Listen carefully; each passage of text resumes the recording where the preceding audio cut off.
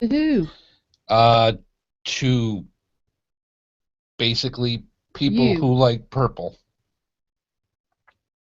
And you're wearing my favorite shirt. Yes, I know. Just saying. All right, so let's check things out here. I know why I look sick. Why do you look sick? Because the lights are too bright.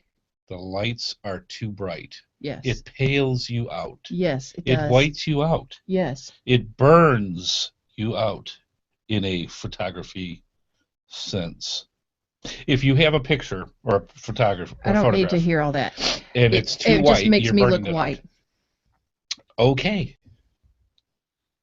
That's how it is. Mm-hmm. And we'll get our technicians right on it, and our people will talk to your people. I need makeup. So, anywho, welcome to the GeoSnippits Reboot Podcast. Where's my makeup people? Makeup! You're way too young for knowing Milton Berle. Or was it Red Skeleton? I can't remember. One of the two did that. It's not Skeleton. It's not Red Skeleton? No. What is it? It's not Skeleton. What is his name? I always thought it was Red Skeleton. No. What's his name? So, yes. Yes, please. Tell me what it was. So, folks, if you're wondering... Red Skeleton. Huh? Red Skeleton. Yes, that's what I said, Red Skeleton. No. It's not what you said. It's like saying Illinois. I'm just saying. No, it's not. Yes, Red Skeleton. Yes.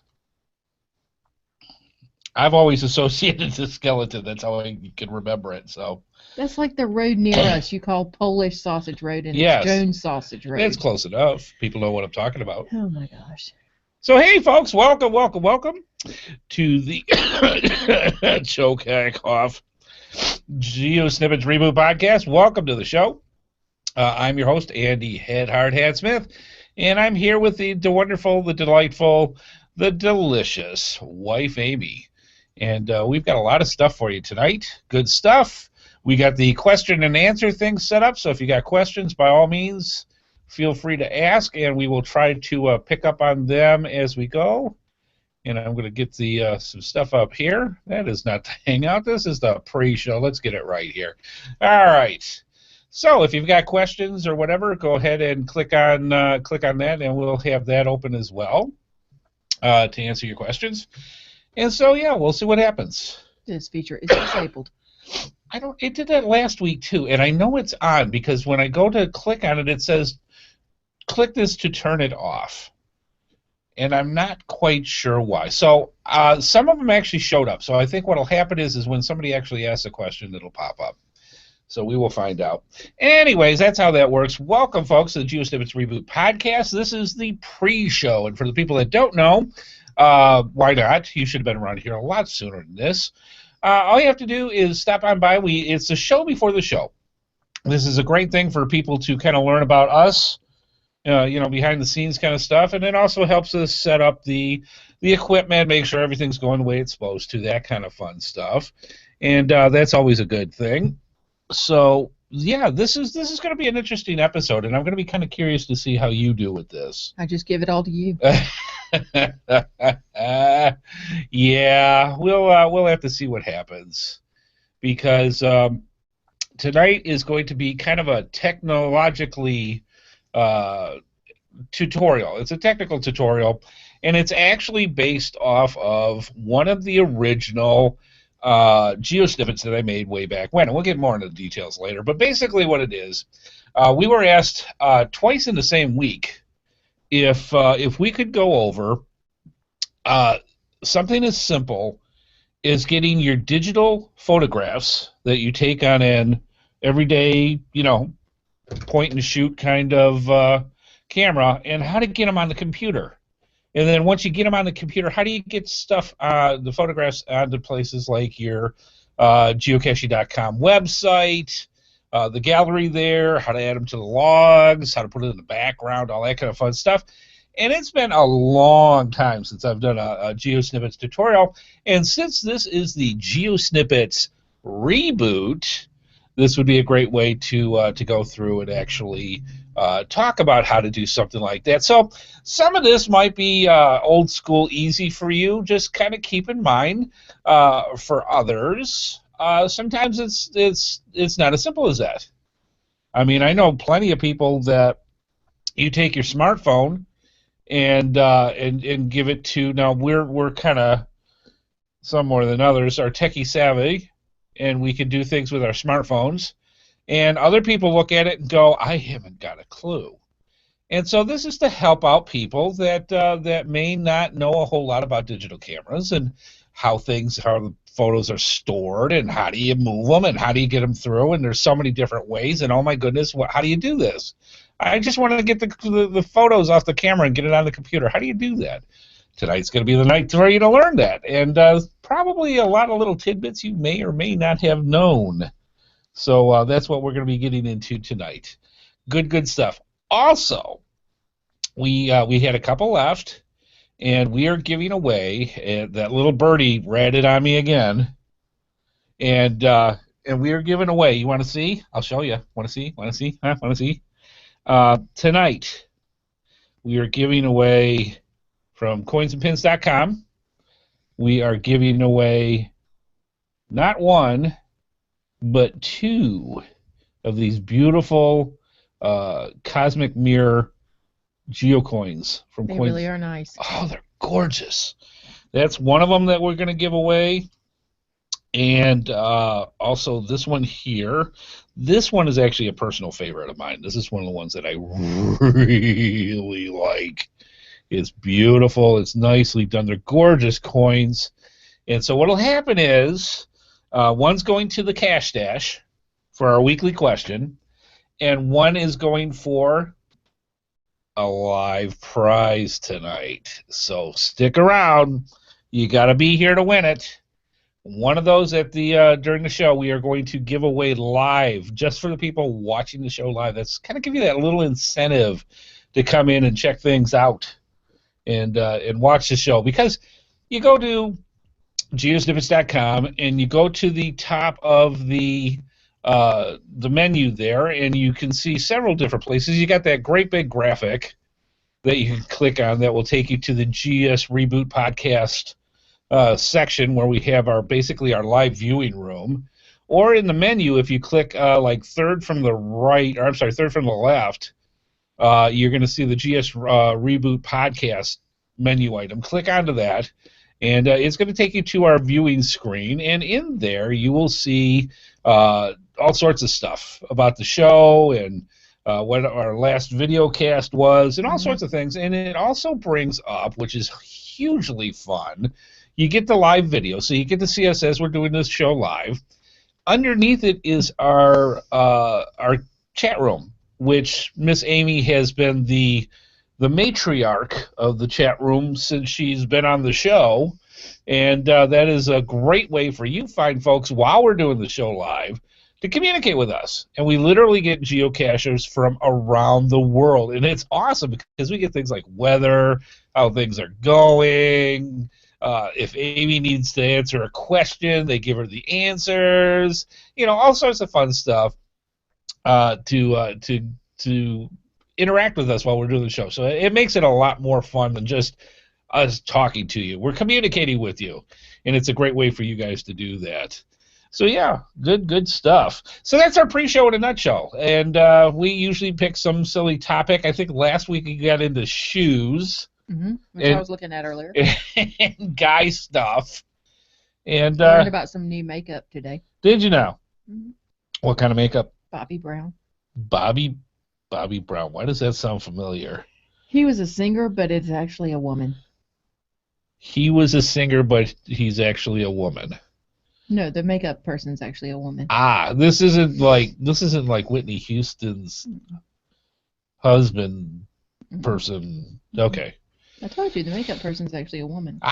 Okay. Just kind of thought. Maybe I'm confusing it with somebody else, but that was the first thing that popped in my head when you said that. Yeah, me too. So what is so special about said makeup? It lasts.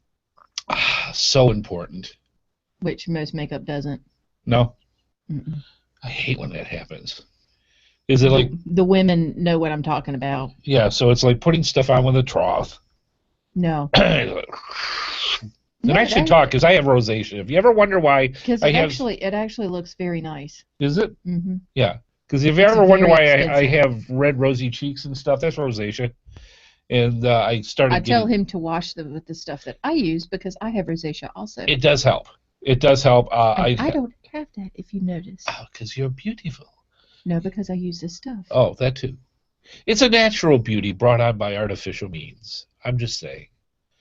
So...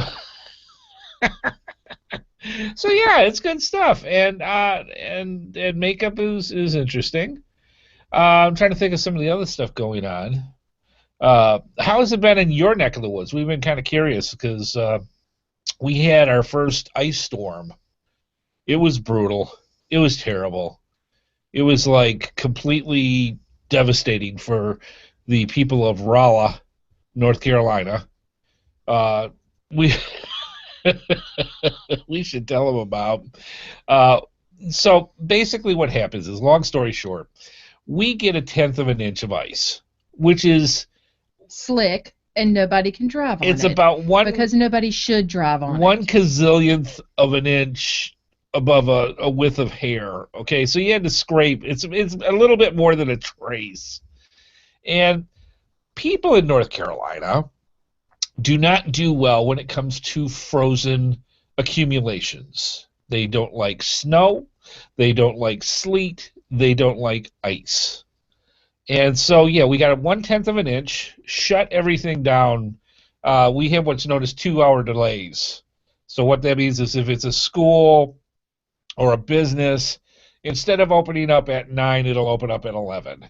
Schools, if you need to be in by 7, you come in at 9. That kind of thing, 2-hour delay. And so they had 2-hour delay everywhere. And it was funny to me personally, not to somebody else, that we went to leave the house, and we were going to go down the stairs. And unfortunately, the ice really, really hooked. We've got wooden steps that go down. And they were very glazed with ice. A lot. And let's just say somebody kind of was a little bit apprehensive when it came to wanting to go down said steps. And I honestly can agree with what, to be, not wanting to fall on our katumpa and go that way. I'm sorry. Did you go down the stairs? No, I actually came up with a better way. See, what happened, this is the funny part. Not. This is the funny part. You said, I'm not going down the stairs either because they are slick. They are slick. They are dangerous. But the difference in this, oh, look at that look. I love this look. You see that look right there? That is the look of I'm going to be sleeping on the couch later. Anyways, instead of somebody... And yet he keeps talking. Instead of standing at the top of the stairs, it reminded me of our cats. It really did. It's like, ew, ew, ew, ew. You know, when they just kind of stand there until something happens? This is what it reminded me of. Now, I am from Michigan. So I am from the Great White North. I know how to handle this. And apparently has more brain cells than anyone on the planet. Well, thank you. I appreciate that. It's fine. It's finally being recognized and in pain. So what do I do? If you're from the north and you have winter, or the deep south, meaning like Australia in the winter, what do you do? In Michigan, you normally have a large bucket of rock salt. And you take a scoop of rock salt and you sprinkle it on the sidewalks and on the steps. She is still giving me, I can feel it burning through my earpiece. You take it and you sprinkle it on said ice, and it crackles and snaps and pops and melts, and away you go. That's the whole purpose of salt. We didn't have rock salt here. I don't even have a snow shovel. I'm just saying. Had to borrow her scraper, just to tell you how things are here. So what do? I go to the cupboard, and I get a container of salt, table salt, regular standard table salt. and you sprinkle it on the steps, and lo and behold, it was passable after that time. So I think she actually learned something with that. So that was rather good. And I will probably be in a lot of pain and misery after we finish the show today, because she obviously isn't happy with me talking about this. But that's the fun of what you learn when you watch the pre-show. Just saying. So yeah, good stuff. But other than that, yeah, this place, North Carolina, is interesting. You can go through, you can have a Cat 5 hurricane off the East Coast, and the people here will go, just a wind. Bunch of wind, no big deal. If you get, and there's a TV station here that actually has this, what they call snowflake alerts. Not snowfall. They don't. Yes, they do. WRAL does. No, they don't. Yes, they do. They have snowflake alerts where the weatherman actually talks and lets you know for the possibility of snow. Not that you're going to have snow or we've had this much of snow. And there are people that will even call in and say, I saw snowflakes wherever you're living. And they'll advertise it. So I'm just saying, big difference. So other than that, it was rather frigid, kind of like right now. And it was cold, but it's, we're supposed to be back in the 50s and almost 60 by Monday. So I love North Carolina. The winter does not last all that long. So what's going on in the chat room, Miss Amy? We got a lot of people. Apparently, they got from that story that you shouldn't go out when it's icy. In most cases, I would 100% agree with you. I really would. The only difference was with this is you could actually see in this particular case the roads, and the roads were almost bone dry. I mean, even for, you have different stages. You've got the freeways where those should be dry if you're going out driving on it because it's nuts. And you have the surface streets of where you're driving to get even to the freeways. Dog took a step and she was like, the patio. Are you kidding me? I'm not going anywhere. Yeah, the deck was like an ice rink. Yeah, and she was not, no. Not a happy puppy. Anyway, even when Amanda let her out, she did the same thing and kind of looked at her like, are you nuts? Yeah. No, it's icy. I tried to move and things were going in the wrong. Like she slid once and she was like, oh no, I'm going back in. Nope. I'll do something. You could tell she had to go out and she was like, I want it.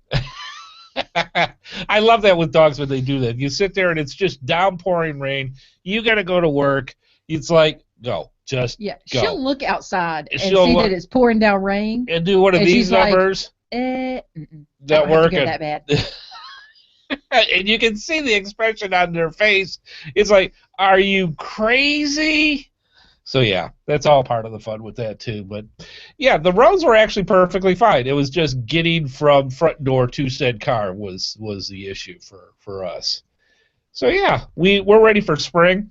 And the cool thing is, like I said, Monday I think it's supposed to go to 60. And we're going to be in the 50s for the rest of the week. Grayson has a play date Saturday. Does he really? Yes. Where's he going? I'm going with his mom. Uh-huh. And meeting a friend of mine who has a son who's the same age. Ah, son. Okay. I was going to say if it's a girl, we need to talk to this young lady. Yeah. No, it's a girl. It's a guy. Okay. It's a little boy. And let the havoc roll. Yeah, we're going to a playground in Apex, the JC Park. Oh, yeah. That's a nice place. Yeah. So, very nice. So when is that? Saturday at 2:30. Oh, okay. So I'll probably get over to their house around 1:30 or so. Right. Grayson will fall asleep in the car. Yeah. Yeah, we had a lot of fun the last time we babysat for him. Oh, him my and God. Abby. Abby's our niece. Grayson has got to the point now where he's a trip. He really is. He's going on 3? He'll be 3 in June. Right. Yeah, so he's got about, he's 2.5. Yeah. And I walked in the door, he said, Aunt Amy, come see my truck. Oh, yeah. I'm like, oh, all right. So go to see his little truck, he takes it apart and all this stuff. And a little way through the through our episode of babysitting,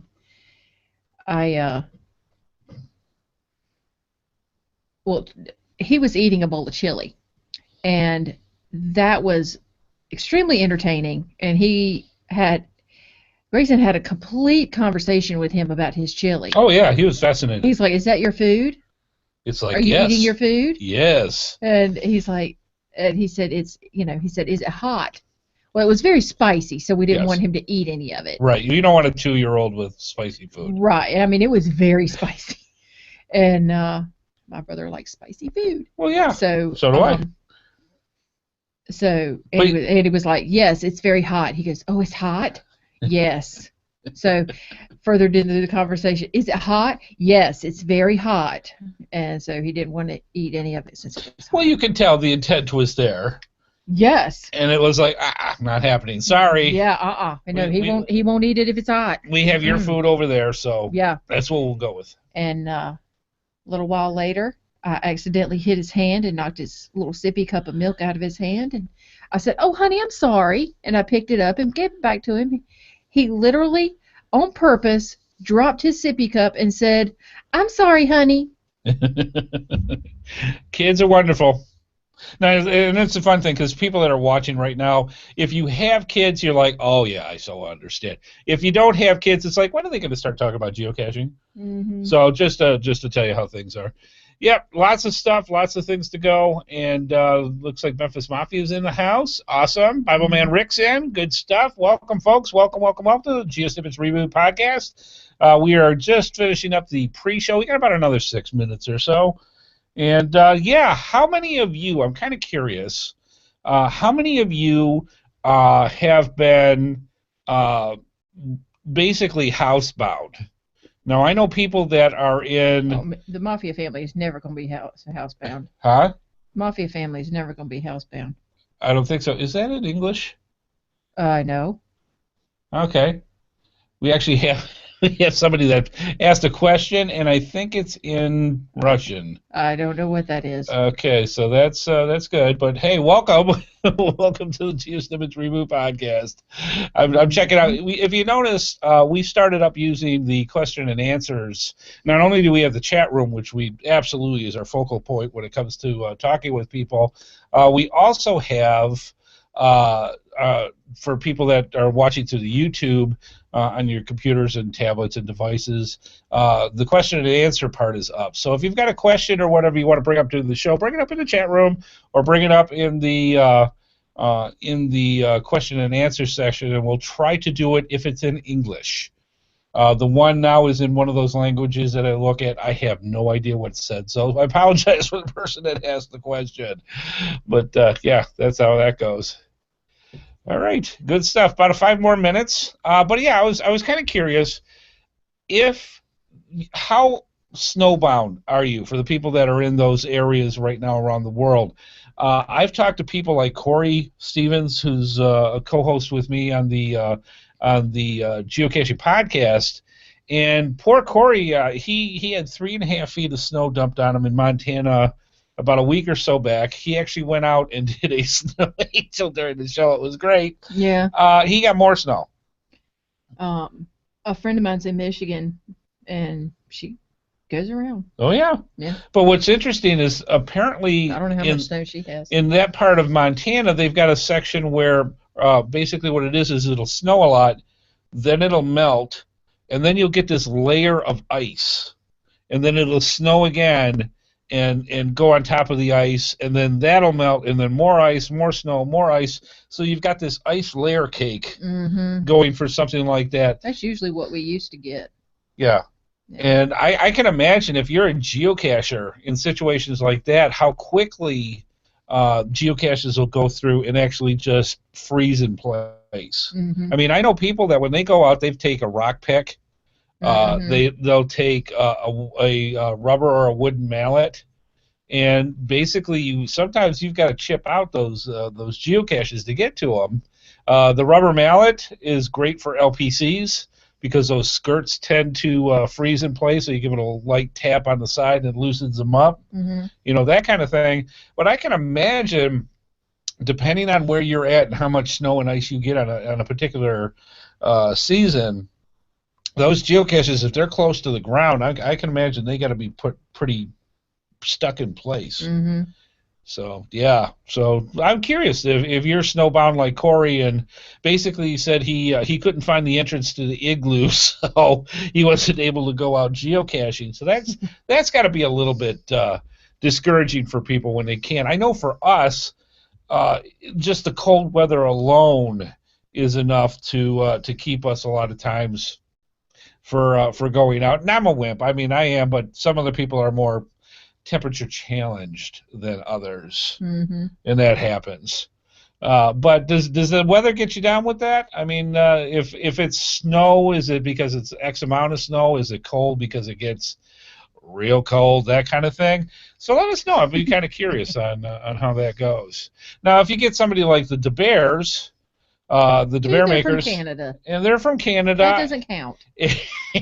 And Dave will sit there and say, I don't think it ever gets above snowing. It never gets above freezing. Let's go, and off they are.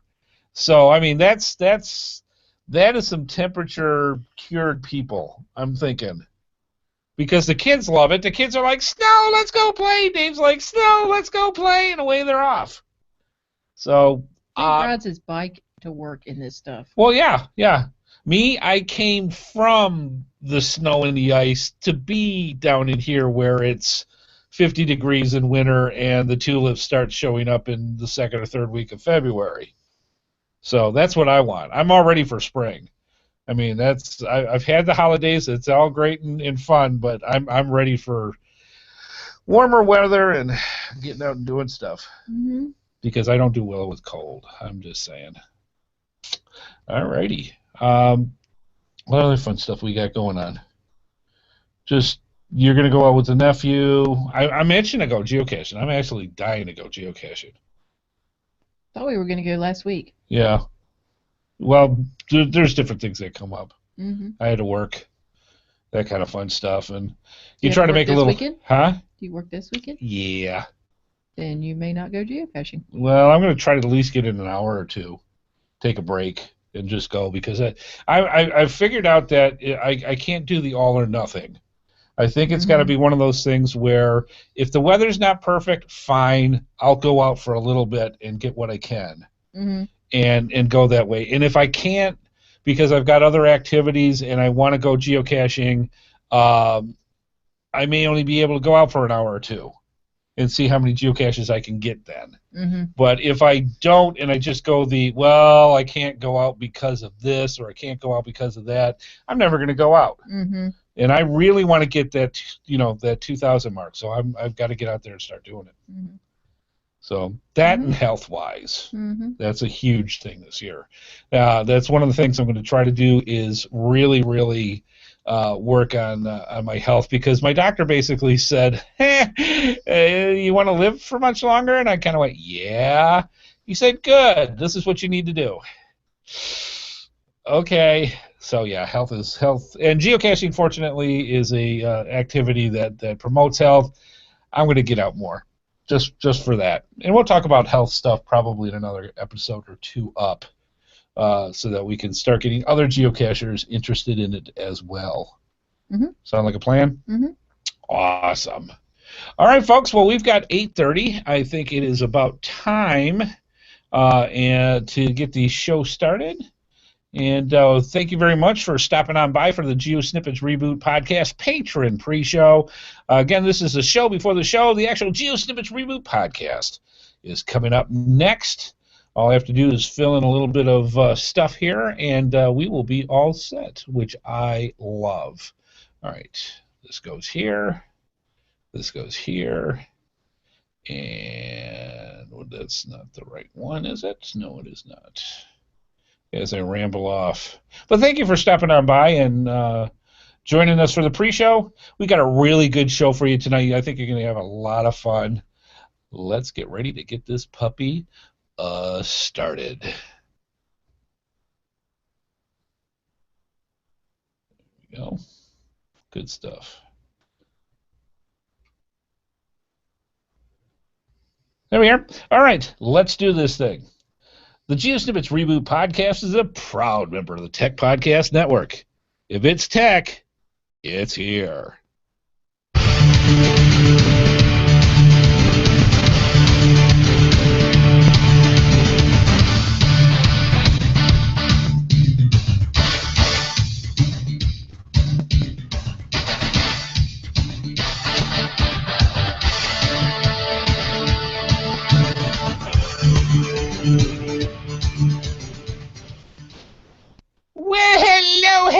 Hello, and welcome.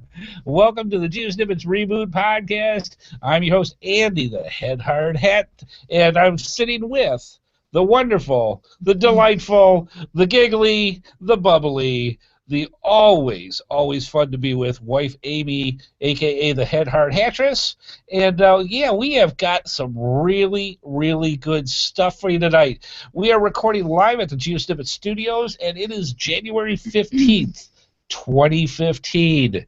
Can't believe already halfway through January. Where's the time going? Just flying on by. Quicker, the older I get. It's just like and gone. So welcome to the GeoSnippits Reboot Podcast. We have got some really good stuff for you today, and unfortunately, I would love to say we have got tons and tons of geocaching that we've been able to do over the past week. Unfortunately, I would be lying straight through my teeth. It is one of those things where we had, now for North Carolina, and we talked about it in the pre-show, they do not do well when it comes to frozen type precipitation. So if it's snowing, if it's sleeting, or if it's icy, things here shut down. And quite frankly, it's because they have absolutely no equipment to take care of most of this stuff. If we actually, I think the one major snowstorm we had last year, and I think that was in like February, if I remember right. Something like that. They were using like farm equipment, farm plows, to plow like major streets and stuff because they don't have it here. There's no such thing as a salt truck. They use brine, which I always thought the roads were delicious in of themselves, but if you like brine, that's what they do. You can always tell because you're driving to one place and there's like 7 lines parallel going down the road, and you know that's what they've done is they've watered the streets with the idea of hopefully that's going to keep the ice under control. Now, they knew and they were predicting that we were supposed to get this massive, huge, great amount of, a tenth of an inch, maybe. No, they were actually predicting about 1/4 of an inch of ice. They didn't brine the roads. I did not see any brine anywhere. I don't know. So I thought that That was odd. And that's what people do in North Carolina. No, they don't. They drive the roads and then they spray the brine all over the place and then they wonder why it doesn't work. Right, that too. Don't brine the roads. Well, it's got to work salt. eventually. They don't use salt here.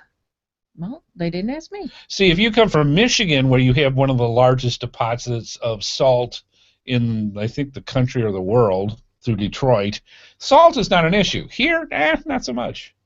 But yeah, it was cold, and that's the whole point. It was cold out there. It was icy. So we really didn't get a chance to go geocaching this week, but we are itching to get out. I mean, even if I got a little bit of work I got to do this weekend, I want to get out for at least a couple hours and go because I need to get the geocaching in. The bug is starting to bite, and I really want to go. So we'll have to pick some stuff to. They got deep for that. They do have deep for that, absolutely. So good stuff. Our next January patron hangout is January 31st at 2 p.m. Eastern Standard Time. Yep, we're going to have some stuff and have some fun and just some good old-fashioned camaraderie. So please, if you aren't a patron, please consider becoming one and stopping on by with the rest of the gang. And we'll be having it again on the 31st at 2 p.m. Eastern Time. And basically how this works is it's just a hangout. People just come to talk. We've had hangouts where we didn't even really talk about geocaching. We just talked about all sorts of other stuff. And because Mark and Colin were there. Oh yeah, that too, and that's a lot of fun. when other podcasters show up and have it. They're great guys. So yeah, we got a wide variety of people that show up. Some people just kind of want to sit in the background and listen and go that way. Other ones want to talk, and that's where you have this opportunity to meet up with us and just have a good old time. Mm-hmm. Just completely informal. We just talk about whatever and however it goes usually goes for about an hour and a half. Mm-hmm. For that, and just a good old time. Now, if you want to actually be in the Hangout, so you're watching us right now on the video, and if you're listening to us on the podcast, you have to imagine this. But basically what happens, we have up to 9 other slots available for this. So if you come early, I suggest you come probably about 15 minutes before. So if you're here about 1:45, just get into the chat room and ask for an invite, and we'll get you in. And the first 9 people that ask get to actually participate in the Hangout itself and talk straight with us, just like a teleconference. So be sure to stop on by. There's some things that you need to know if you're going to do that, like you need headphones, you need a microphone, that kind of thing, and that's pretty much it. And you hook into Google Plus, and away we go. It's really easy. And if you got any questions, just write us at gsreboot@gmail.com. We'll give you all the details. Mm-hmm. So good stuff. All right, cool. Let's see. We got all this. So you say to yourself, hey, you know what? I sometimes the show notes don't move as quick as they should, or I don't. That's how it works. You say to yourself, hey, wait a minute. I want to get in on this. How do I get into watching the video live feed with Amy and Andy? How do I get into the chat room and talk with geocachers from around the world? Well, it's very simple. To watch the feed and join us in the chat room by going to www.geosnippits.com on Thursdays at 8:30 p.m. Eastern Time. We also have our social media links. If you go to geosnippits.com, click on the social media links. Underneath Amy and my picture are all sorts of links to every one of the social medias you possibly think of, so that if you want to contact Amy through Facebook, which is one of the areas that she talks a lot through, I do a lot of stuff through Google Plus. We've got Twitter, we've got Pinterest, we've got all sorts of different things. YouTube. Make sure you subscribe to our YouTube feed and go right to our YouTube channel. That way, every time we do a podcast, every time we do a vlog, it automatically goes into your subscribe bucket on YouTube, and you can watch our stuff at your leisure instead of having to go out and hunt and peck for it. So by all means, make sure you subscribe to our YouTube channel. It's right on the right-hand side of our website, and just click the button and you're done. It's that simple. Finally, we have our voicemail line where you can call in your comments, your questions, your suggestions by calling 919-341-9519, or you don't even have to use that. You can go to geosnippits.com, click on our Send Voicemail tab, and you go right into SpeakPipe where you get up to 3 minutes to talk about anything you want about geocaching related, about the show, milestones, things that you like, things that you want to see more of, anything that deals with anything. We listen to all of it.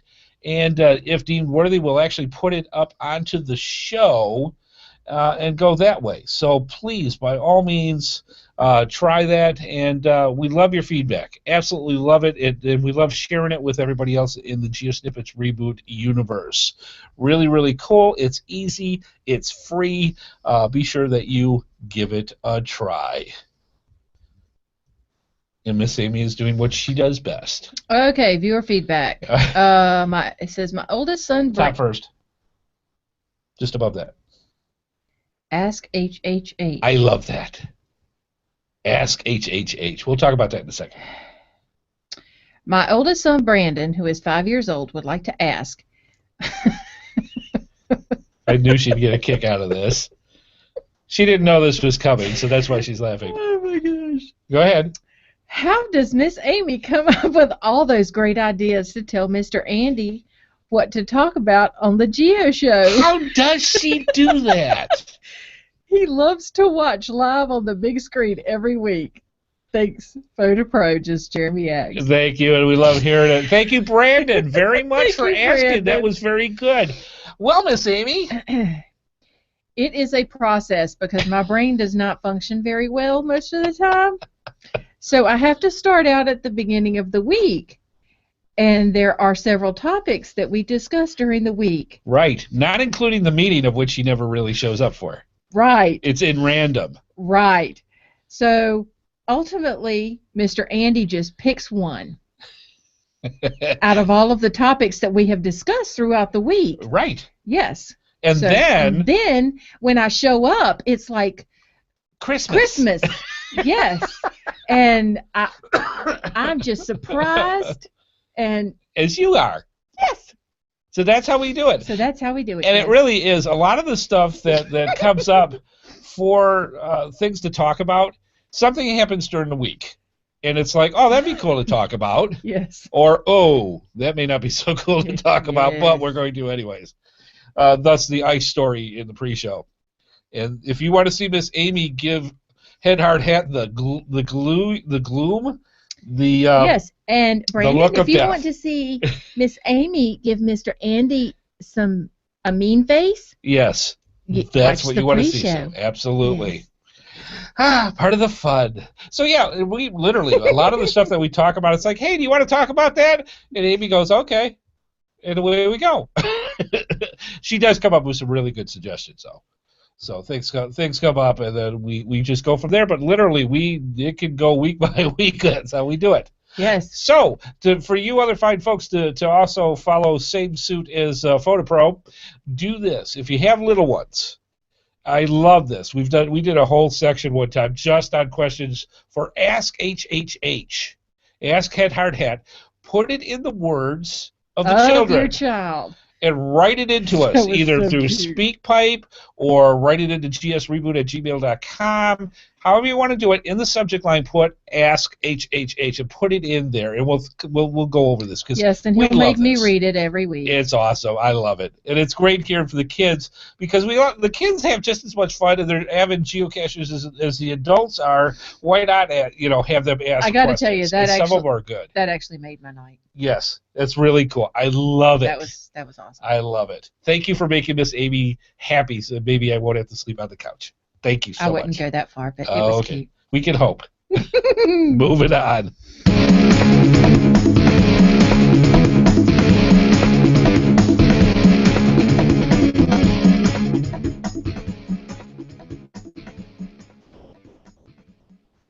Tonight's episode is brought to you in part by Cash-Advance.com for all your geocaching needs.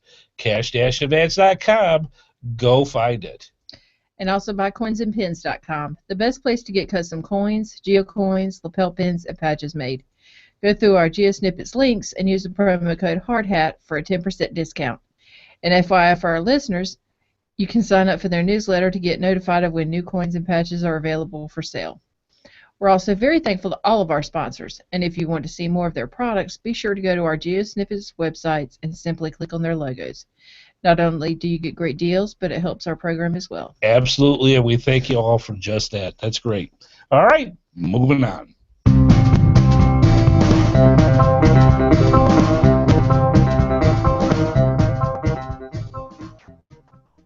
Yeehaw! Yip. GeoSnippits Reboot Podcast, episode 97, Moving Your Geocaching Digital Photographs. Man, 97. We got a couple left, and we hit the big 100 on February 5th, and we wanted to tell your fine folks about all this as well. February 5th is our 100th episode, and we are going to celebrate there. We're going to bring back a lot of cool things over the past couple of years that we've gone over, and we have a very special guest that's going to be on for part of the show. Mr. Dave DeBear is going to be our guest host here on the GeoSnippits Reboot Podcast. Now, it's interesting. Dave has turned into, let's just say he works the circuit.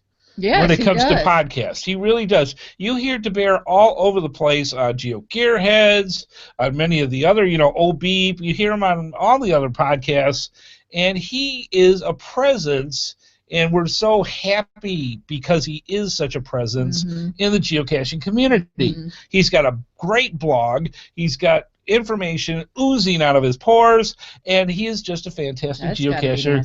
Yeah, well, it depends.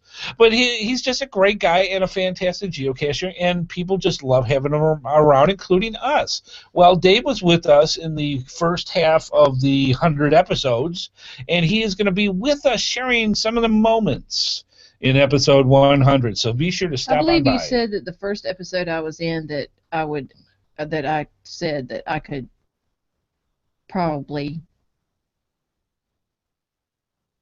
work into the chat room. Uh-huh. What, you're asking which one it was, or No, the first one. the first episode? Yeah, didn't I say something about the chat room?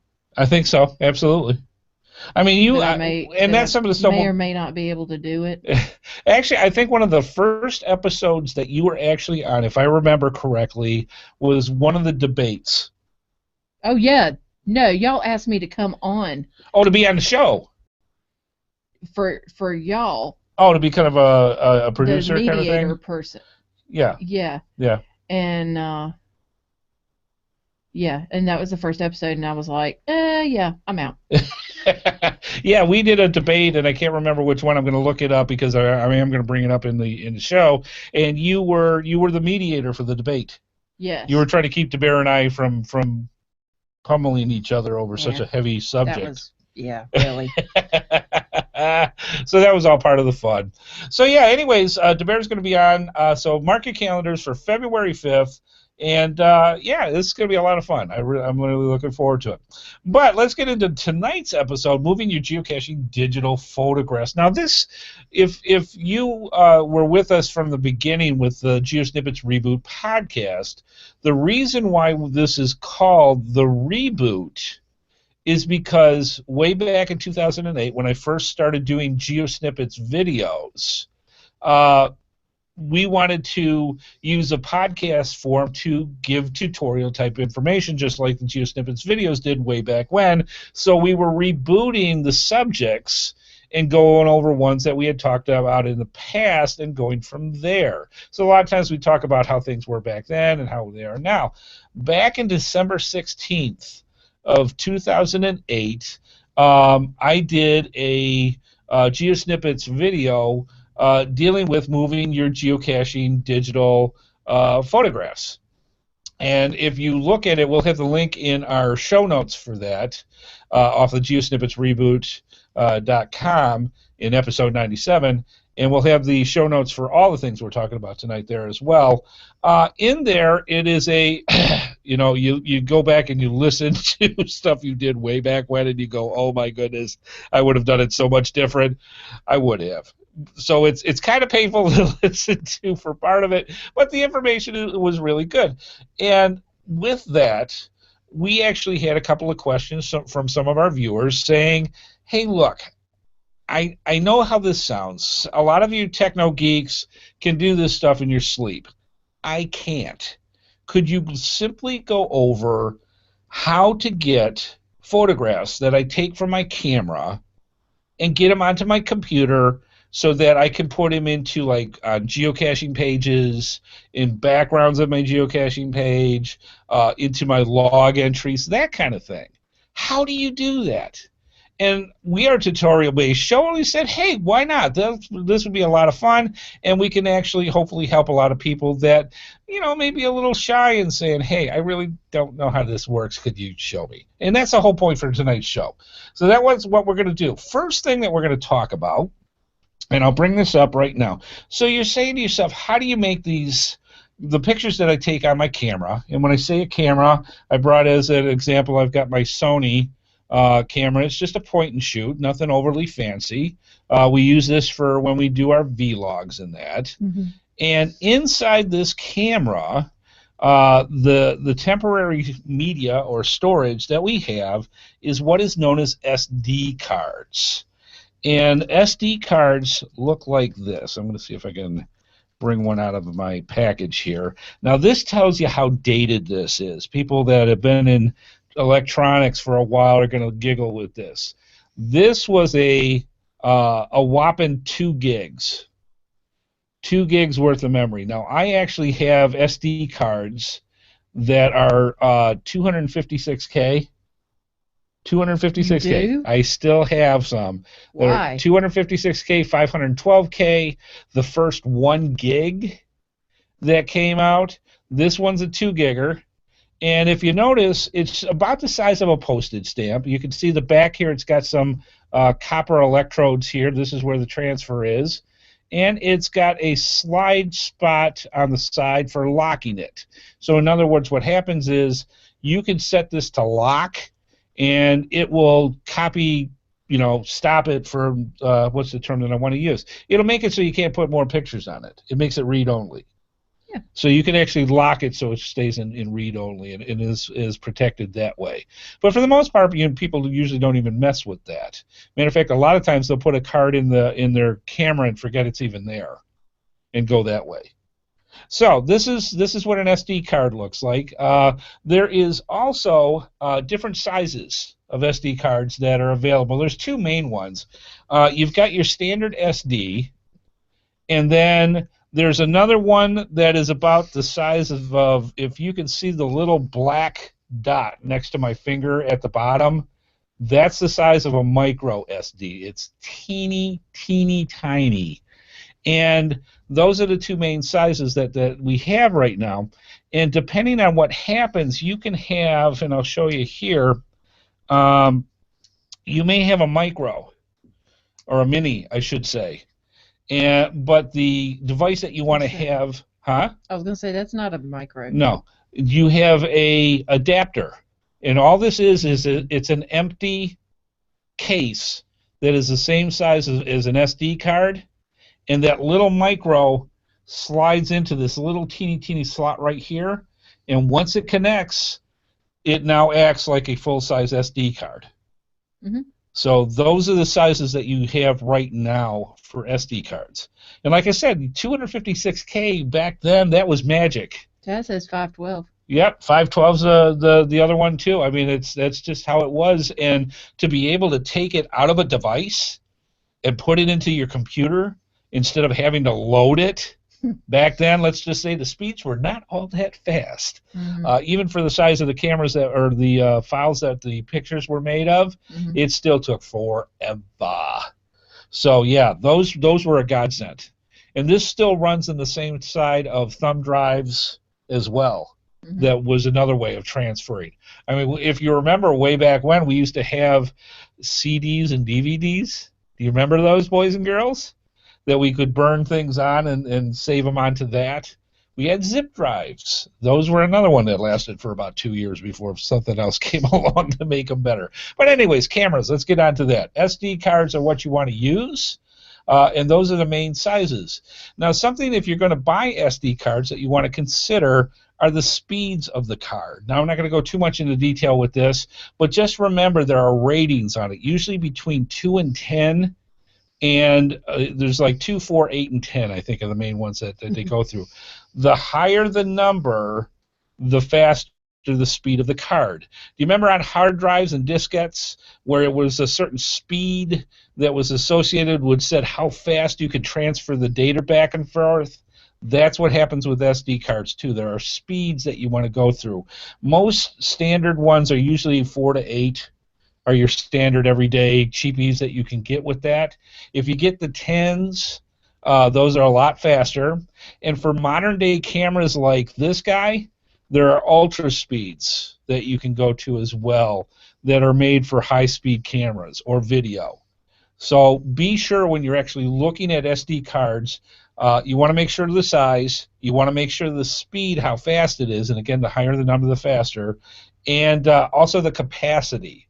So in other words, how much can they hold?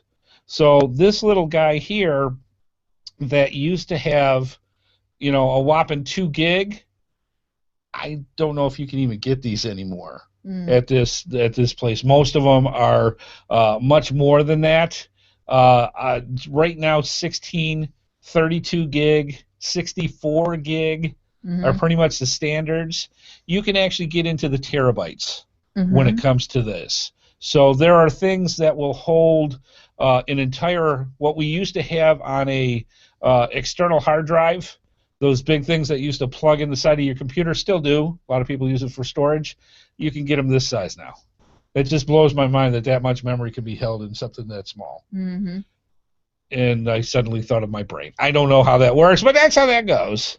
So yeah, that's I'm going to go on from there. So anyways, capacity is the other thing that you want to think about when it comes to uh, your SD cards and how big and how much memory you want to use them. Let's face it, a standard camera like this, if you've got a 32 gig and you're not doing video, you're just doing pictures, I forgot how many 20, 30,000 pictures you can Yeah, you take can do a lot. on this and just shoot all day and just go nuts. I mean, do you remember cameras when it was 35 millimeter film and you got Yes. 24 shots? Yep. Can you imagine going to an event right now and taking just 24 shots and Better have praying some that extra roll. and pray that you got the right Extra roll of shot? film. And now you've got multi-shooting, panoramic, hokey smokes bullwinkle things that you can do with a camera, and all of that fits on one of those fantastic little cards.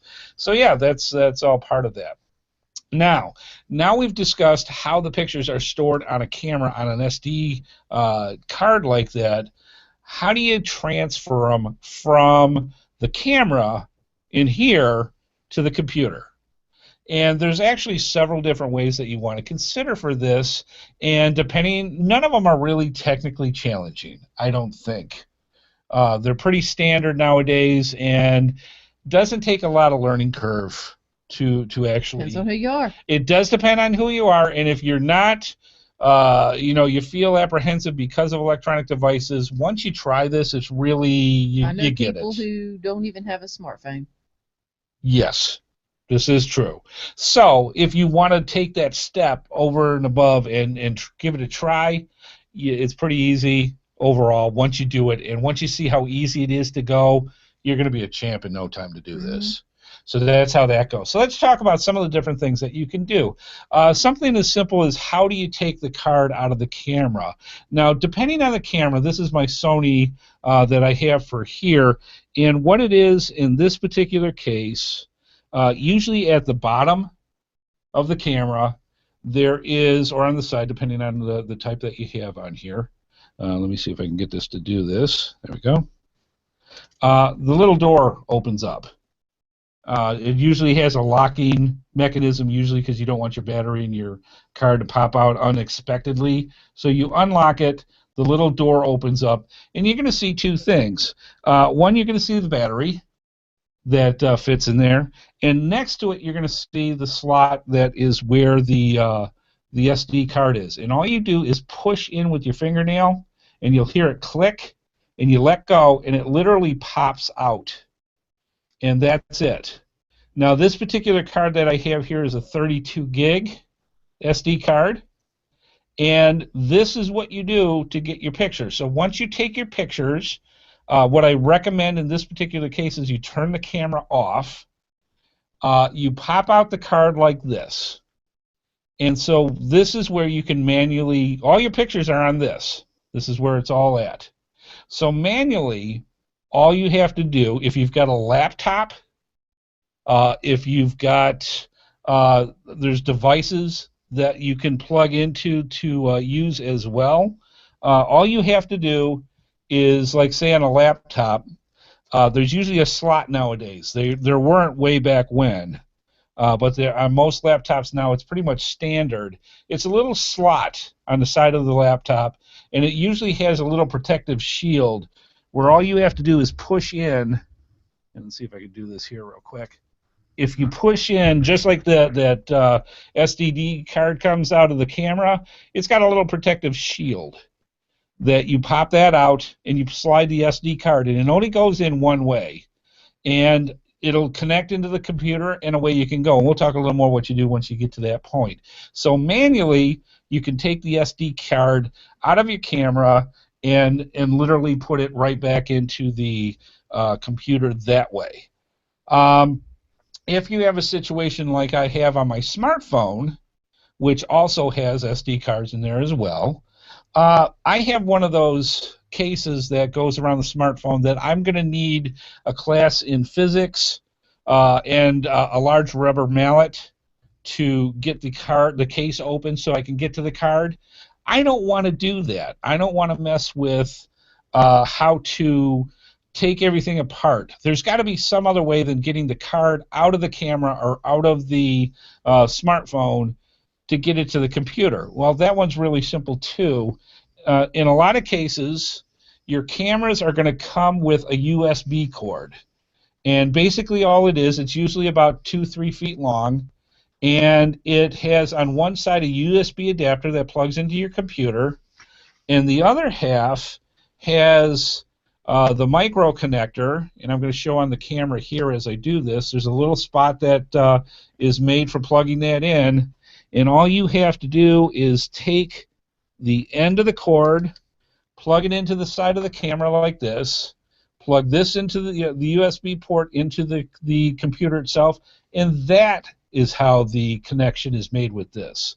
Once you turn the camera on and you have the connection here, the computers nowadays are smart enough that they'll instantly detect what's going on, and it will usually kick off some form of software that'll say, some way of transferring the files from the camera to the computer. A lot of cameras now, though, have Wi-Fi capability. And that's yes. So you can actually do Wi-Fi download from your camera to your computer. Yes, absolutely. And that's one of the things that this camera, actually before, that used to be elfin magic. That all you had to do is turn on the camera, turn on the software on your computer, and hook into your wireless network and go that way. So that, again, that's another great way to hook into there. The other one that's a little more old school that works as well, you can still get these. This is actually a SD card adapter. And as you can see with in the video, and I'm talking about it in the podcast, it's just a USB cable that connects to this little plug, and it's got a little light on the end of it, and it has a little cover that fits an SD card, and it's got a slot for a mini, and has a slot for a SD card as well. You take this, and you can either plug it, it's got the USB end here, this plugs right into the computer so that you can hook in that way. If you need a little more room, you put the USB adapter cord onto it, and that gives you a little more flexibility depending on the angle that you've got to put it into your computer. So this tends to be a bit of a godsend as well. So this is a SanDisk adapter for SD cards as well. So these are all these different ways that you can transfer information into the computer from your camera. So that's pretty cool. So this is cool. It's hooked in. Now what do you do? It's almost too simple after that point. What'll happen is when the software kicks off, say for example you hook in through Wi-Fi or you hook in through the USB cable, some software is going to kick off on your computer. The more modern day ones that are going on nowadays, it almost does everything for you. Yeah, it's just going to ask you, just only ask you where you want it. Exactly. And it puts it in there for you. Yes, there are buttons that you can click in there that will automatically import the pictures, and it'll say, look, I'm going to make a folder, I'm going to date it this, I'm going to call it this, it's in this other folder, and all the pictures just transfer over. If you want to call it something else, you better rename it. You can rename it, and one of the things, and as silly as this sounds, a lot of people don't do this, remember where the folder was. Because people will sit there and they'll run the program, and they'll sit there and it'll ask you, okay, we're going to put it here. Is that okay? And you go, sure, and you click go. And then it gets done exporting everything over or importing over, and you forget where it's at. Fortunately, if you remember what you named it, then you're all set. Or you remember what it named it. Yes. You can search for it. Yeah, so that's the cool thing. You can move it. Yeah. But it's simple as that. The other way that it'll go with some of these is that when you plug into it, it'll make a folder, or a window will open up, and it'll actually be a folder, which represents the files on your camera. And then you simply open another folder on your computer to pictures or wherever you want these to go. It'll usually give you choices like open, save to whatever, run, or something like that. Right. And then you just click on what you want. Usually it's open, so you can figure out what you want to save and what you don't. Get rid of the You can click once you want to transfer all sorts of stuff. The less desirable pictures. Not bad, just less desirable. Yeah. And the other one is sometimes you just do the good old-fashioned copy and paste. You copy the folder or you copy the files that are that represent in the camera, and you copy over to the folder in the computer, and it'll transfer it that way. So there's a lot of ways that you can go from there. Now, we got a cool reference in through question and answer from Taz, and he said one of the things that I highly recommend, especially when you have a geocacher that tends to take a lot of pictures. Yes, that does happen, believe it or not. What Taz427 suggested was to save to a folder named by year, month, and day if you want to be able to easily browse through dates. Because I'll tell you what, when you get somebody that has tens of thousands of pictures, and you're looking, and his memory ain't so good anymore. And your memory is not so good anymore. Do that, and you can also go to the point of actually adding just a little snippet of what they're about. So if you go to a geocaching event that you want to remember, you might want to just put a little snippet in the name of the folder besides the date, or with the date that says, NCGO such and such. Because after a while, when you get enough of them, I guarantee you're not going to know where these are at. And if you listen to, and I'm going to do a plug for Pocket Lenses, Sonny from Podcaster has a fantastic podcast and website called Pocket Lenses. If you check that out, he's got a lot of suggestions. Matter of fact, one of the questions I actually called into his podcast to say, how do you organize these things?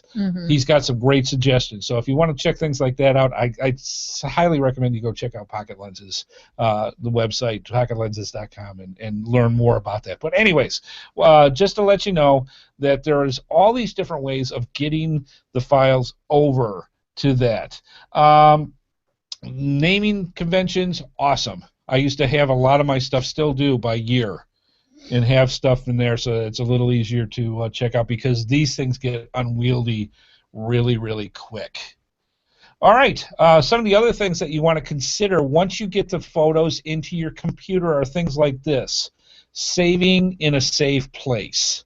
Now, one of the things that Sonny actually in one of his podcasts talked about was you want to make sure, if you want to not have that accidental hard drive, like an external hard drive that you want to store your pictures on, or that drive in your computer, and something goes wrong, and then all those pictures are gone, you want to be to keep them as safe as possible without going crazy. You want to save your photographs in at least 3 spots. 3 spots. So that way, if something happens to either one of the two, you still got that 3rd spot. And it's like, well, how can that happen? Fire. You may have it on your external drive. You might have it stored on CDs. Fire happens in your house. What happens? They go up. So you want to have 3 places that you want to have this in. So let's talk about, like me and you delete them. Or you accidentally delete them. Or your kids get into it and something happens and the drive gets taken and erased so that they can put their soda on it. Or there's a million ways for stuff like that to happen. So here's some things to consider. It's old school, but DVDs and CDs are still a cool way of long storage for photographs. They're not flawless. Things can happen when it comes to stuff like that.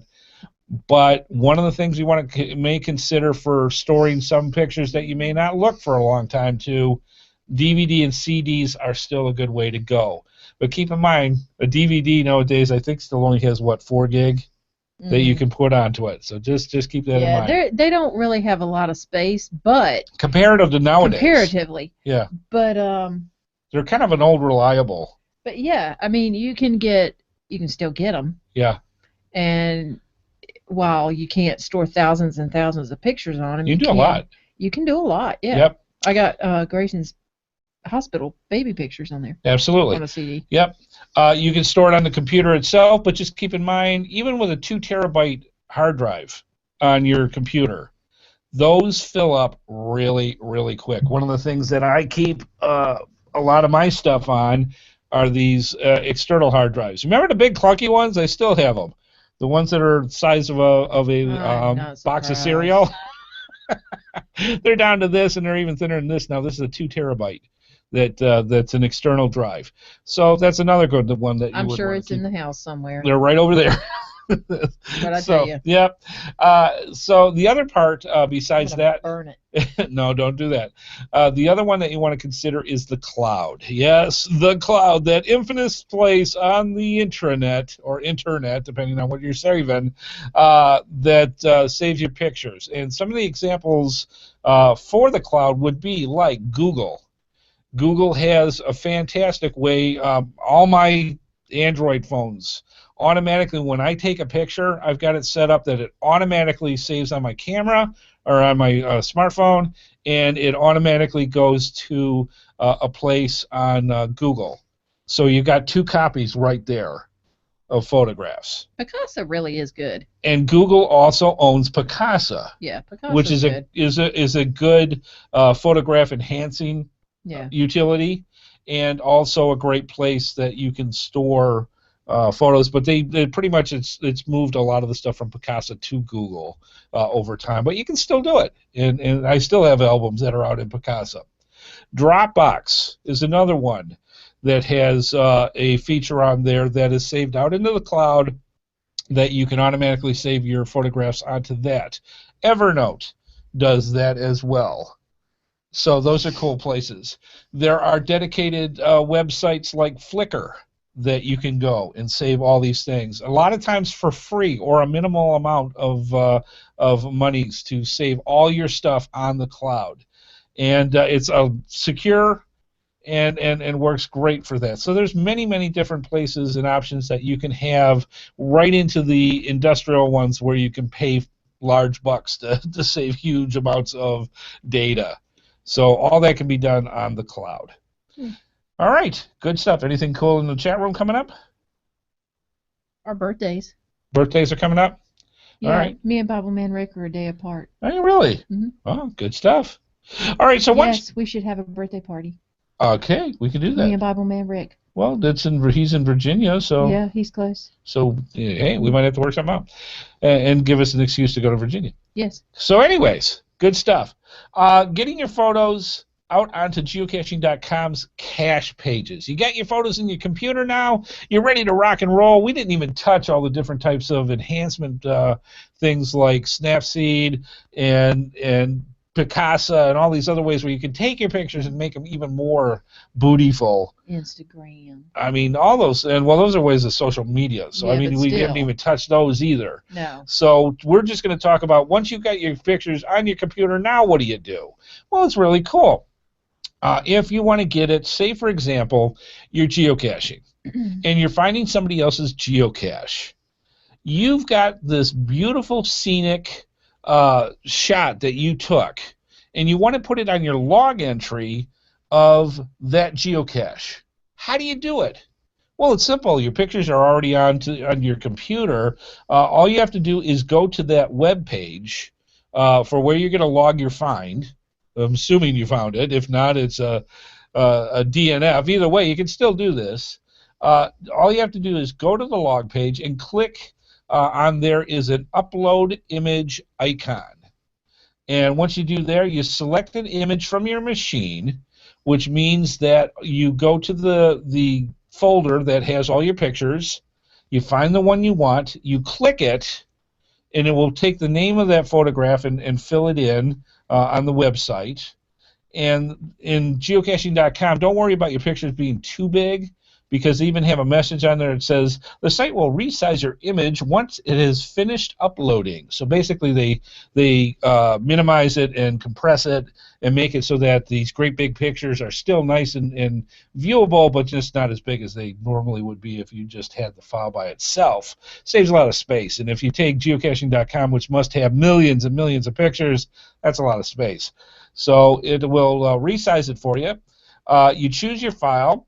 You can put in a caption, kind of like a title for your photograph, and then also a description. You get up to 250 characters to kind of give whatever information and story behind the picture itself, and then you click the little file upload, and away it goes. and it will. They take different kind of formats. They've got JPEG, they've got GIF, they got BMP. Wow, it's been a while since I've seen a BMP, and PNG. Those are different file formats, picture formats. JPEG and PNG are really two of the that I've seen the bigger used formats nowadays. Yes. Yeah, because you can use JPEG. Facebook does not like anything but JPEG. Yeah, and that's because, again, optimization. Yeah. The size of the pictures. PNG you can use for making flyers and stuff on things like PicMonkey and things like that. Yeah, which BMP, I can't figure out for some reason. I guess I'm just slow. Yeah, and BMP goes way back to the original digital cameras. Yeah. So that goes back, but they still take them. Well, the GIF is used too. GIFs as well. Also, early formattings for file types. So absolutely. Finally, so you've got your picture with your log. Everybody's happy. What happens if you've got your own geocache page on geocaching.com? How do you get these pictures up into that? To add your photo to your geocaching page, all you have to do is on the right-hand side is what they call admin tools, and you can click on the upload images, and those will load into your gallery, which you can see from there. If you click on edit out of admin tools, you can get into a couple of things. You can add, for example, and this isn't quite the same as using the picture on your hard drive. There's the option where you can make a background image to be on your cache page. For that, the way that this works, and again, this is all for saving space, you have to have an URL to an image that's on the intranet. Or internet, I should say. So what I mean by this is every graphic that you see on the internet, if you right-click it, usually, unless it's copyright protection, it'll say Save Picture As, or it'll say Save URL to Picture. What'll happen is that picture on the internet Tell them what an URL is, because you do that all the time. Okay, an example of an URL. It's URL. Right, URL. Okay. An example for an URL on the internet that you may be familiar with is www.geosnippits.com.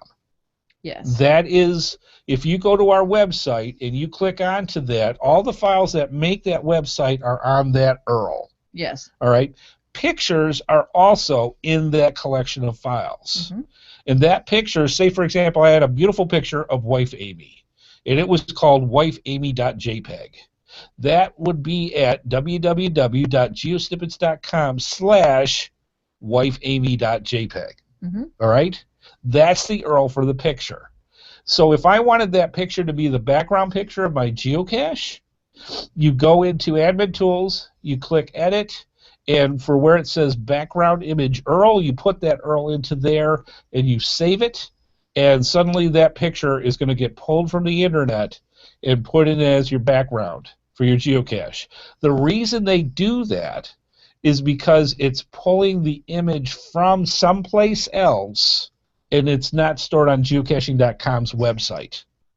So it saves them a whole lot of space by doing that. Instead of uploading the picture like you do to the gallery, it's actually pulling it from somewhere else, and it's like using it for free. So that's where that is.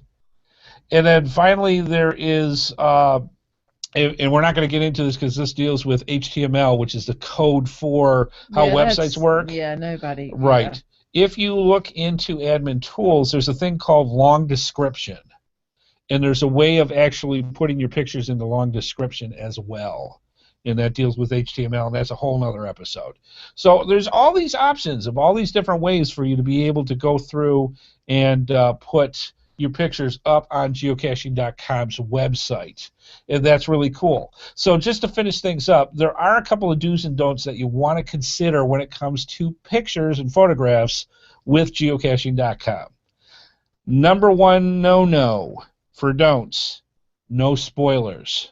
So if you got a picture that you want to put on a log to a very cool geocache that you found, don't put the picture of the actual geocache or where the geocache is hidden unless the owner says it's okay, no big deal.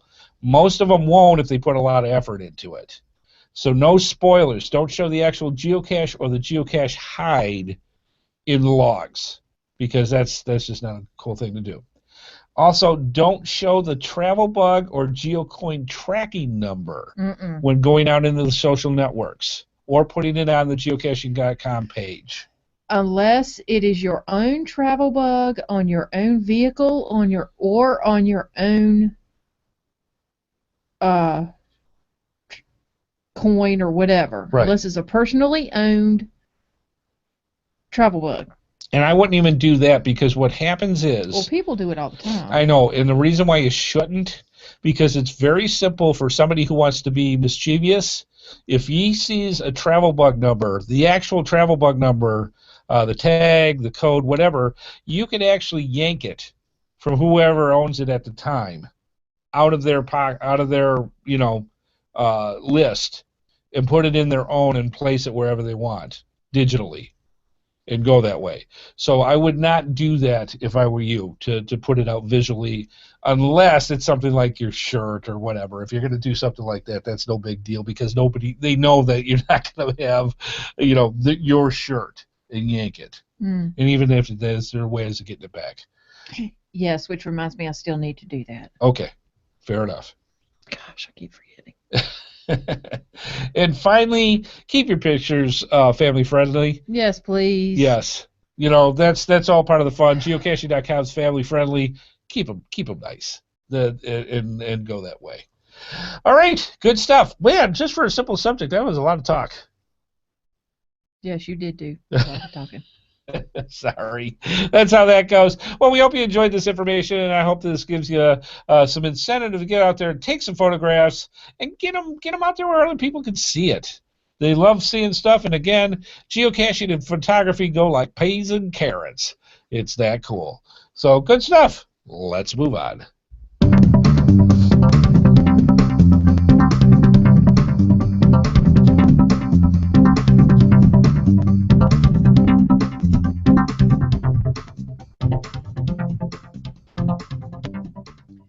Your support helps keep all of the GeoSnippits Reboot shows running along. Please consider making a PayPal donation through the link on our website to support our efforts and your ongoing entertainment. From all of us at GeoSnippits, we thank you. Absolutely. And one note, we got something in the chat room before we go on to the next part.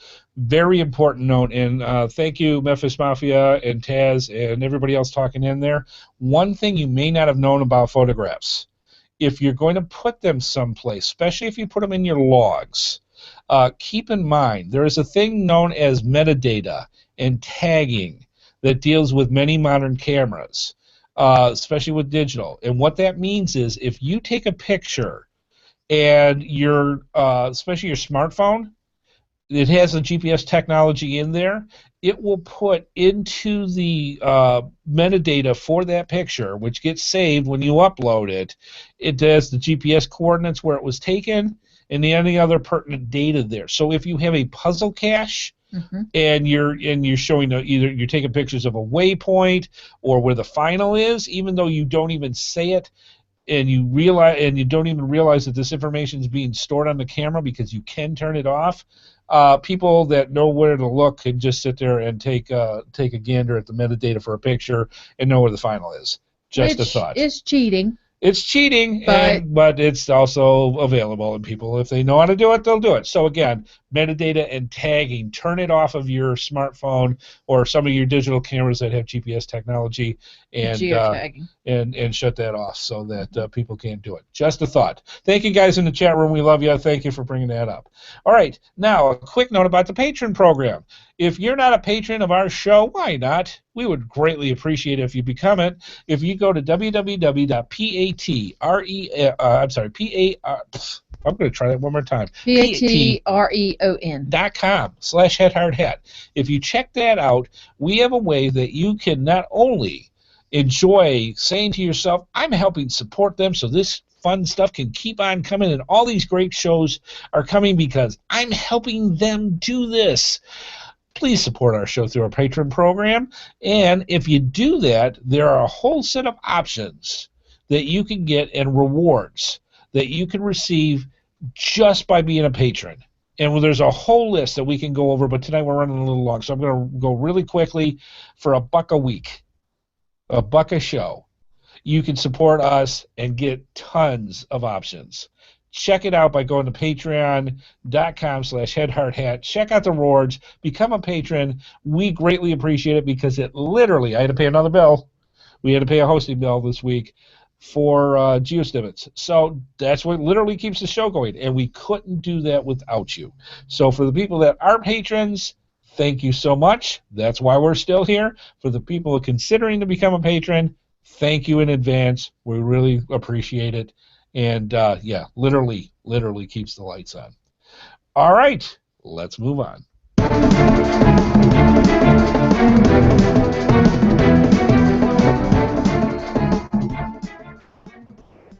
All right. It is time for the GeoSnippits Geocaching Cache Stash. Let me explain what that is. We have some of the best geocaching companies in the geocaching world, and they want to tell you fine folks about all the different products and services they provide. To do that, they send to us and donate some of their products. In return, we talk about their company, and we turn those products into prizes of which we give away to you. And we have been doing this since practically the inception of the GeoSnippits Reboot Podcast, and we're coming up with the episode 100.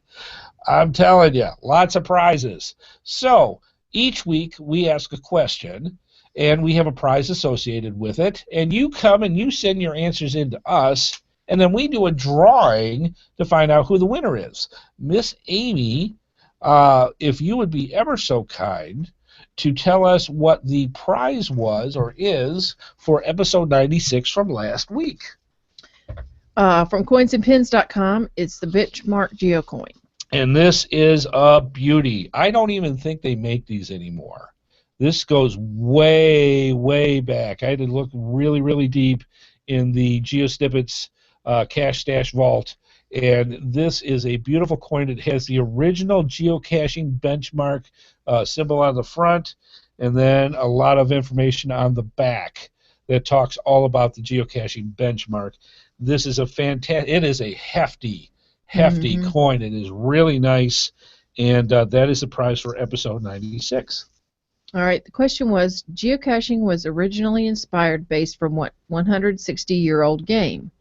And the answer is letterboxing, which uses clues and references to landmarks embedded in stories. Absolutely. Letterboxing is a lot of fun, and there is a letterbox hybrid geocache type that we use for geocaching that works off of the very similar principle to the original letterboxing. So let me see if I can bring this up. There we go. So we have on our website, and I'm going to bring this up over on this side here, over here on the screen, we have all the people that sent in their correct answers for episode 96. And I also have my, yes, I have my tablet working again. Woohoo! I have my random number generator right here on my tablet, and it has a number between 1 and the total amount of correct answers that we got into this week. And no, it's not. And no, it's not 4. So what that means is, if, for example, the random number was 4, Miss Amy is going to flip her magic geocoin, and it is either going to be heads or tails. If it's heads and the number was 4, we would count 1, 2, 3, 4 from the bottom. If the geocoin flip was tails, we would actually count from the bottom of the list 4 up, and that would be our winner. So it gives that little bit of extra randomness to the game. Miss Amy, which way are we going, heads or tails? Heads. Heads. So we are going to go. This actually was a high number this time, so I am going to sneak all the way down here, and our winner is, and I will bring it over, Miss Amy, in a second here. I'm just going to bring this up. All right, the correct answer is there. And Miss Amy, I'm going to click this over here for you. And the winner is Adam Welch. Big Mata. Adam Welch. Okay.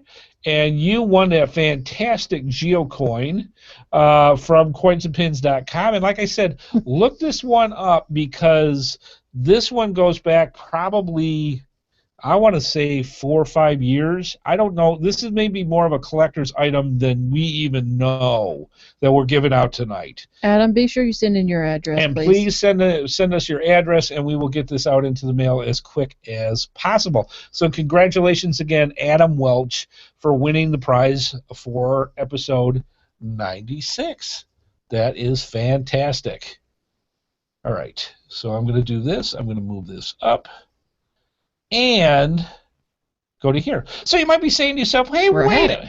Right. It's like, wait a minute. This is really cool. How do you look at the prizes that they're giving away? How do I get into this? How do I get into the GeoSnippits Cash Stash? Well, it's very simple. You have to participate. You got to be in it to win it. So to do that, for example, for this week, episode 97, all correct answers must be in by 12 noon Eastern Time, next Wednesday, January 21st, 2015. You send in to email to gsreboot@gmail.com, gsreboot@gmail.com. In the subject line, put Q1 for question 1, episode 97. So gsreboot@gmail.com. Q1, episode 97. Send in your correct answer, correct being the important thing. All correct answers will be put into a drawing just like you saw tonight. Some weeks for the people in the live chat room, we have a second prize, like tonight. That's right, folks. We got a prize we're going to be giving away right here, right now, well, in a few minutes. Just before we end the show, beautiful prize. You're going to love this. And Miss Amy, I'll tell you what, why don't we talk about what the question and the prize is for episode 97. All right. The prize is from coinsandpins.com, the 2014 Compass Rose Geocoin Cosmic Mirror Protection, blue and polished nickel. Yeah, this is gorgeous. This is from coinsandpins.com. I'm telling you right now, they're out of stock. They've been out of stock. Mm-hmm. I don't know when they're going to get in stock. Mm-hmm. The only way that you're going to win this is through the GeoSnippits Reboot Podcast. They are fantastic coins. They are gorgeous. They are Oriental based. Mm-hmm. Here's what the back looks like. It's got a tiger and different things on it. They are beautiful, beautiful coins.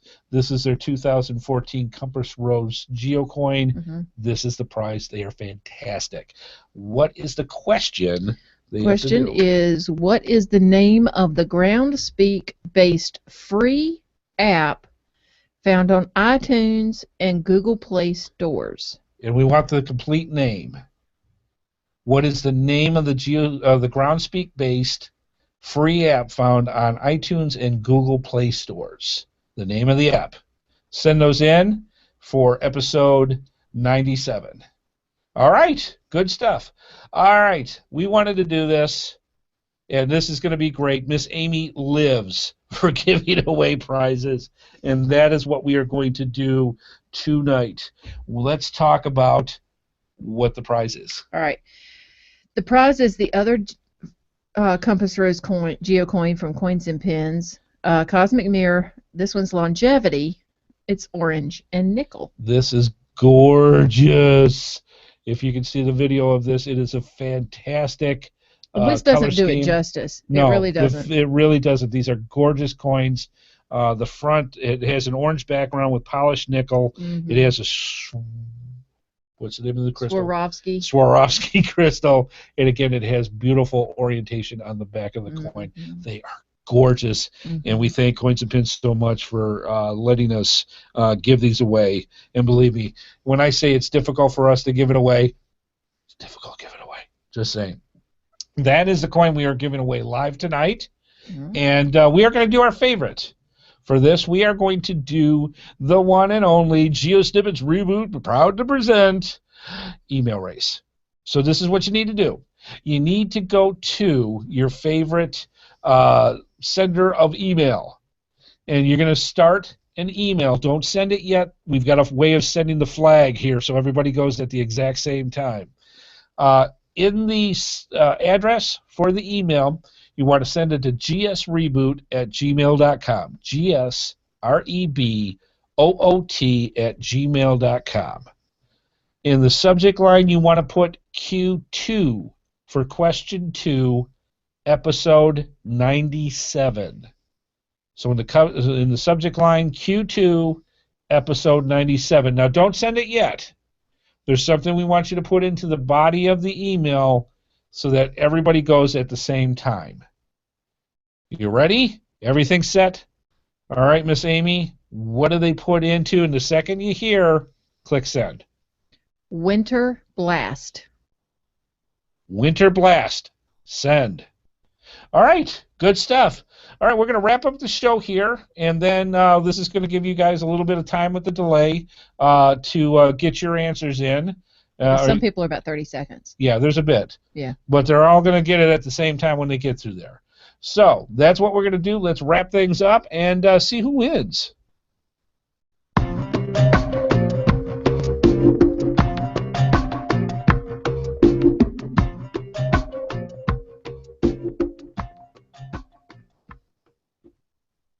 All right, we'd like to say thank you for being a participant of the GeoSnippits Reboot Podcast universe. We greatly appreciate it. It's growing stronger and stronger every week, and we thank each and every one of you for coming on by and spending a little time with us. We greatly appreciate it.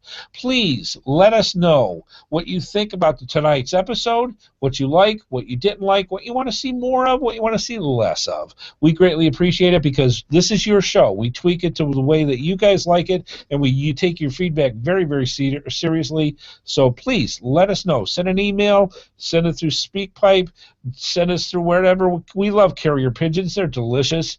We don't eat the owls. I'm just saying. So let us know what you think of the show, and we appreciate it so that we keep making the show better and better the way that you guys like. That's really cool. Please become a patron. Help support the show. Like I said, it literally helps keep the lights on, and every little bit counts. Those dollars add up every week. And again, like I said, we just paid a hosting bill for that, and we had the monies for it because of you fine folks. Thank you so much. And finally, tell other geocachers about the GeoSnippits Reboot Podcast. We know that you've got tons of choices out there to spend time with when it comes to listening to podcasts and watching the videos, and we so do appreciate you guys choosing us for a part of your day, and we greatly appreciate it. So let other geocachers know so that they can go and enjoy and become part of the GeoSnippits Reboot universe. All right, Miss Amy? Yep. Want to thank our sponsors, cash-advance.com and coinsandpins.com. Thanks to HeadHardHat Smith, and thanks to everyone watching and the chat room. Please keep those comments coming in. Yeah, we love that feedback. Don't have sad Amy. Have happy Amy. Mm-hmm. Believe me, I love it when we have happy Amy. It makes life a whole lot easier. Send that feedback into us. We greatly appreciate it. And I love Ask HeadHardHat. Good stuff. All right. Say special thanks to wife Amy because she does make the show. Let's face it. I know everybody loves her, and that's why they come to see it, and that's why I love having her by. She is such a sweetheart. And if you notice, we're matching tonight. Sort of. No, you're wearing my favorite shirt. Yes, this is, believe it or not, just to tell you how much of a difference it is. That is electric blue. This is purple. This is electric blue. Just saying. Yeah, my shirt has white in, well, besides the fur, but my shirt has white in it. Your shirt does not. No, it has blue and purple. So, yes, this is her favorite shirt. I don't know how I managed to squeak it by with her. All right, let's see. Made you change. Did you really? All right. Let me swipe this. Holy smokes. All right. One more time. And we've got, holy, there it goes. All right. Let's see. Do I have to flip again? Flip my coin? Wow. We could do. Just point? Why don't we just point? Top, middle, or bottom? Let's do bottom this time. All right. So that goes to here. And I'm going to let you take your finger over here and push. All right. Somebody said there's somebody on the show besides Amy? Huh? They said there's somebody on the show besides Amy? Yes, there are other people besides Amy. All right. The winner is Rick Watts. Holy cow. Bible Man Rick. Fantastic. Congratulations, Rick. You won that fantastic geocoin. And we've got your address. Holy cow, he had, not only did he put Winter Blast in there, keep on caching, his information and his address And the cool things like not all who wanders are lost. I love that. Thank you, Rick. Fantastic. Good stuff. All right, Rick, congratulations. You won that fantastic coin. See, all you got to do, if you're saying, why didn't I win? It's because you got to play it to win it. If you're not in here and you're not visiting us while we're doing the shows live, and we come up with this at least once a month, these live giveaways, if you're not here, you can't win it. So stop on by for the GeoSnippits Reboot Podcast and go from there. So fantastic. Congratulations, Bible Man Rick. Awesome stuff. I love giving away prizes. All right, good stuff. Folks, we hope you had a great time. We had a good time talking about that. And if you've got other type of tutorials that you want us to talk about, please, please, please let us know, and we will make shows out of them as well. So thank you so much. All right, good stuff. I think it's time to move on. Please be sure to join us each and every Thursday at 8:30 p.m. Eastern Time for another episode of the GeoSnippits Reboot Podcast, right here on the GeoSnippits website at www.geosnippits.com. The video version of our show is available on YouTube, and the audio version is available on iTunes, Stitcher, Blueberry, the Tech Podcast Network, and many of your favorite podcatchers. We love hearing from our viewers and listeners, so please leave your feedback by emailing us at gsreboot@gmail.com, visit us through our social media sites, or contact us via our voicemail line at 919-341-9519, or use our website Send Voicemail tab. GeoSnippits Reboot is a HeadHardHat production and is produced by Amy and Andy Smith. This show is copyright 2015 by Andrew T. Smith. All rights reserved.